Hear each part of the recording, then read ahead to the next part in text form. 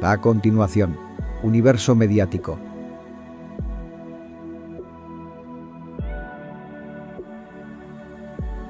Este programa es familiar, apto para todas las edades.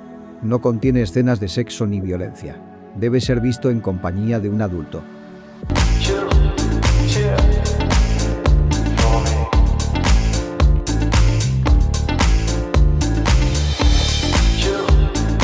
Hola a todos, feliz día, bienvenidos a Universo Mediático. Mi nombre es Angie Sarache y hoy estaremos hablando de un tema de suma importancia, la reforma tributaria desde la perspectiva de los medios de comunicación y las redes sociales. Sin más preámbulos, hoy estaremos conversando con Ronnie Ruz Arango, politólogo con énfasis en gobierno y políticas públicas. Actualmente cursa una maestría en educación y además director de una plataforma de activismo ciudadano llamada Laura D. También es panelista en un programa radial llamado Los Apolíticos. Ronnie, muchas gracias por aceptar nuestra invitación. Bienvenido. Hola Angie, muchas gracias por la invitación. Un saludo muy especial para ti y también para el público.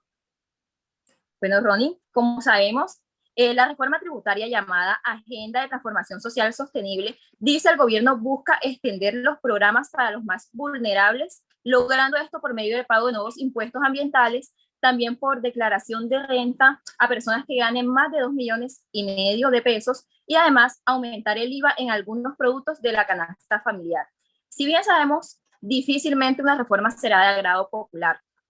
Para esto en específico, se le ha puesto la lupa por parte de los medios de comunicación y las redes sociales, y por medio de ello todos nos hemos enterado. Sabiendo esto, ¿crees tú, Ronnie, que los medios han dado a conocer la reforma tributaria de una manera correcta? Para ti como politólogo, ¿cuál fue la forma o la primera impresión al ingresar a las redes y observar el manejo que le han dado a este tema?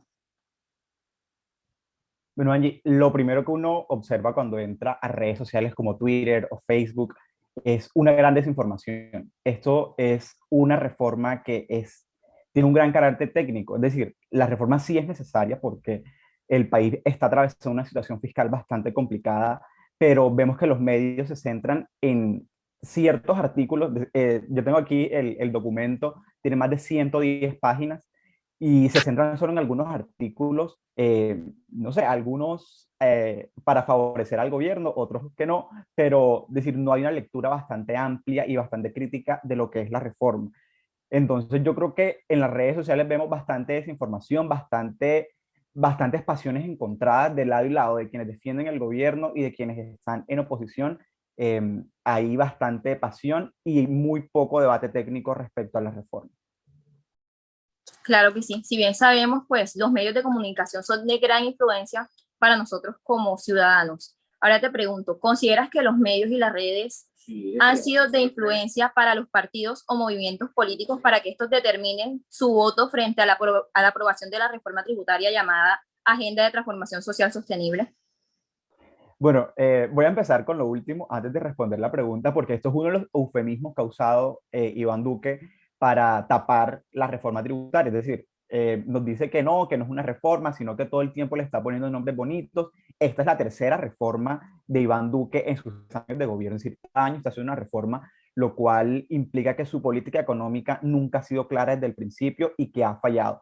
Es decir, podríamos decir que el gobierno ha quebrado el país, porque hace poco veíamos que el ministro Carrasquilla eh, decía que no tenemos caja sino para más o menos unas cuantas semanas. Imagínate, todavía no estamos ni siquiera en la mitad del año y ya el gobierno no tiene cómo financiar más los programas sociales. Entonces, eso es lo primero, que el gobierno sigue usando eufemismos para tapar lo que en realidad es que tenemos un país que en este momento está con un gran déficit económico.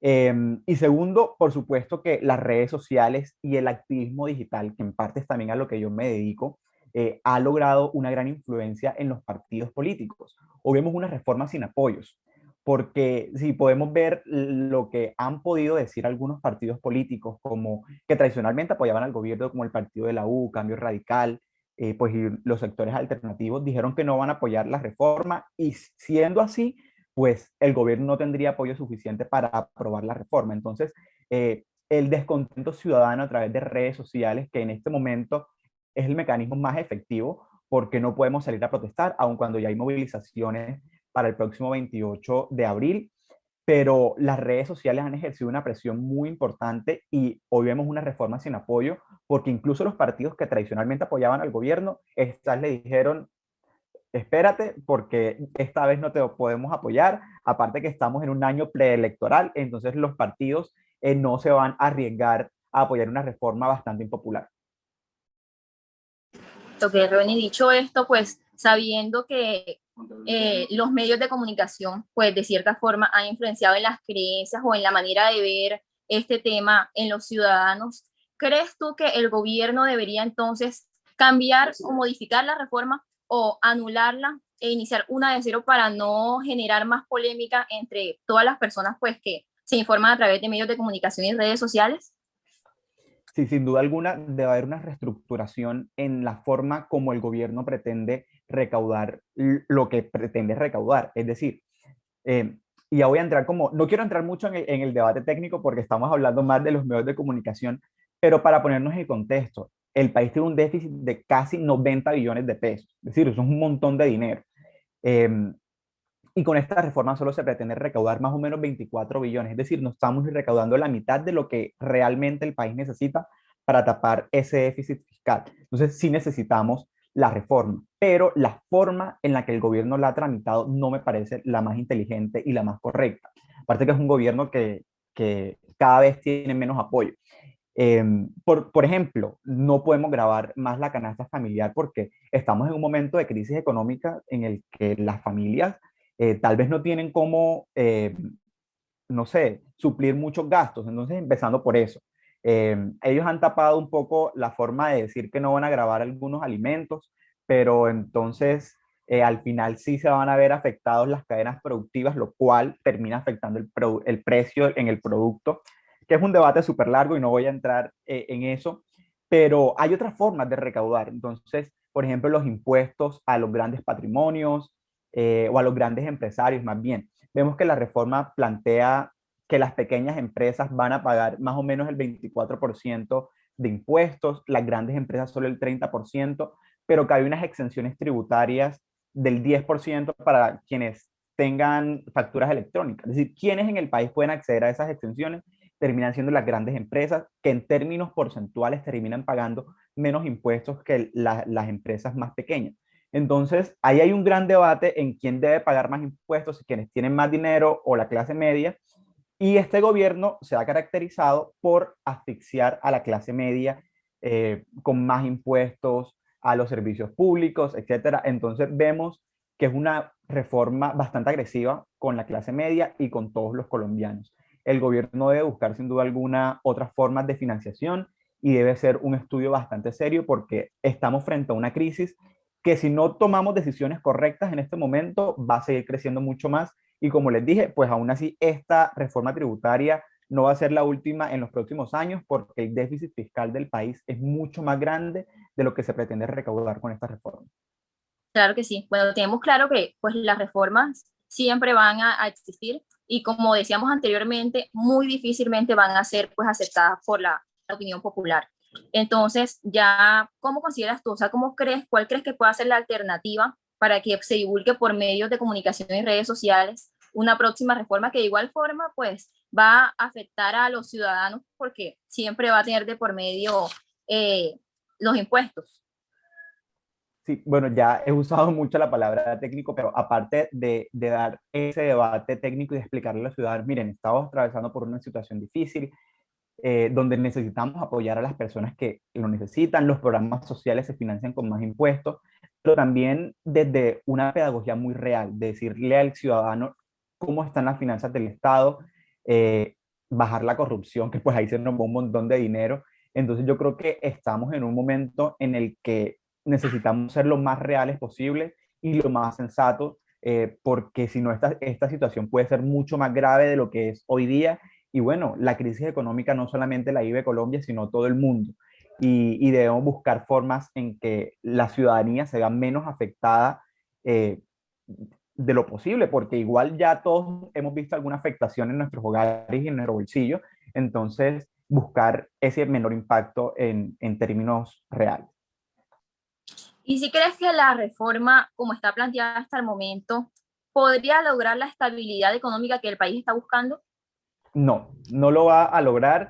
Va a ser un pañito de agua tibia, como le dicen coloquialmente, y vamos a ver un próximo gobierno, porque bueno, ya el otro año son las elecciones presidenciales, posiblemente haciendo una nueva reforma, porque esto que estamos haciendo este año pues no ha sido suficiente. Y mira que el gobierno de Iván Duque lleva 3 años y 3 reformas, no, ni siquiera lleva 3 años, apenas va a cumplir 3 años, y ya lleva 3 reformas. Entonces, yo creo que el gobierno ha sido muy responsable con la política fiscal del país a largo plazo, y bueno, vamos a ver qué sucede.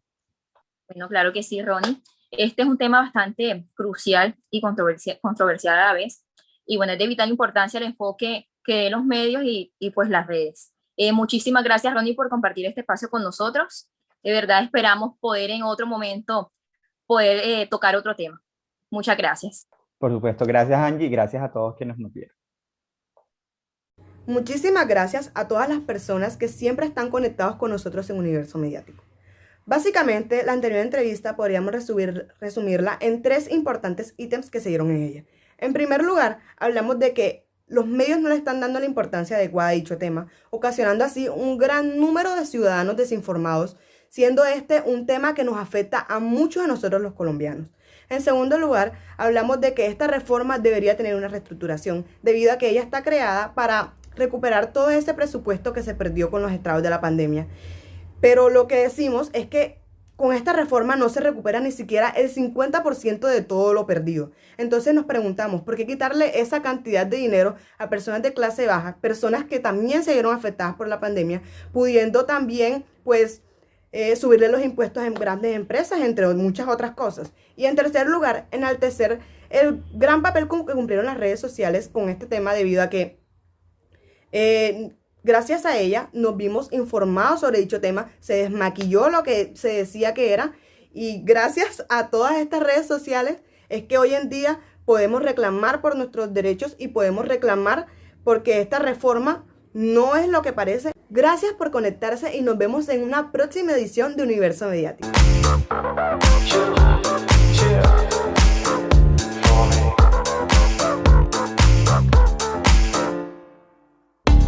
Chill.